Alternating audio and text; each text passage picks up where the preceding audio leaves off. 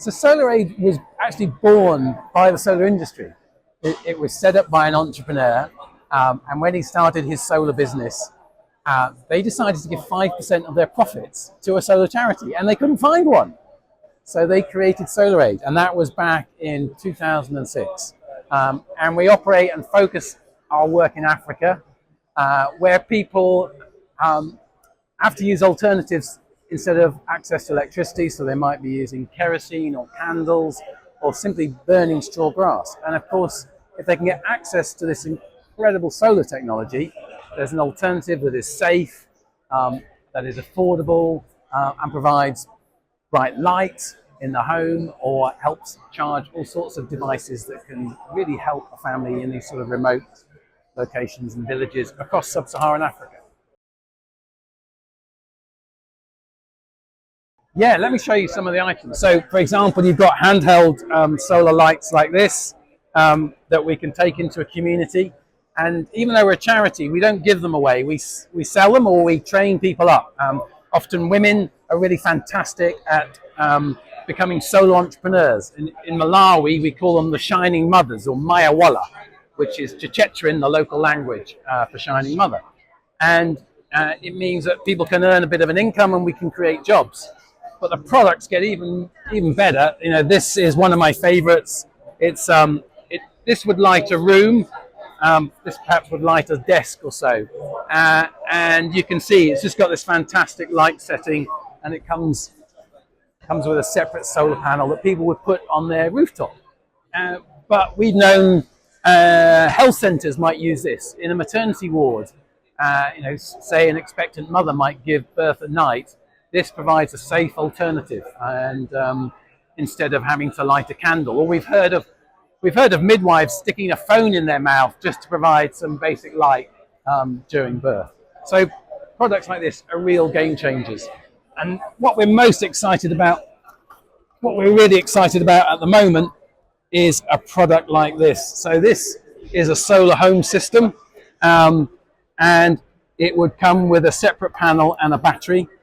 And I don't know if you can see that there. It's got a sort of panel unit, and it comes with sort of 3 lights. And what's great is the battery unit could charge a radio or a mobile phone. The challenge is, how do you make these affordable for the poorest communities that live below a few dollars a day? And that's where SolarAid comes in. We're trying to think of ways that people can afford access to things like this. And so one of our initiatives in Malawi, which is one of the poorest countries in the world, is enabling people to pay for energy, a bit like you or I would do, in that I haven't paid for the infrastructure in my home, the cables, I just pay for the energy I use. So in the same process, we install a system like this, and then we can activate it, and people simply pay for the energy they use, and we've priced it so it's less than the cost of buying candles or kerosene or endless torch batteries. And it means we've got a sustainable model. It means we can create local jobs, having local people come around to collect payments. And it means we've got some funds that means that we can replace parts. So if this needs a replacement LED, for example, we can replace it, or perhaps the battery after 3 or 4 years might need replacing. So now you have a sustainable business model. And that's what governments become really interested in, because they can scale it. So SolarAid has kept its business principles right from its founding days when it was created in the first place. So the big challenge is, by the end of this decade, the International Energy Agency is forecasting that 500 million people in Africa will still be without electricity unless something is done. So what we see is, how do we change that? And it can be changed because, as I've shown, the technology exists. So we'll be launching a campaign. We're calling it 100%. How do we reach 100%? And these are people who are going to benefit the most from renewable energy. So it seems crazy that they're the ones that are being left behind. So what we're really trying to do is show that there are ways to do it.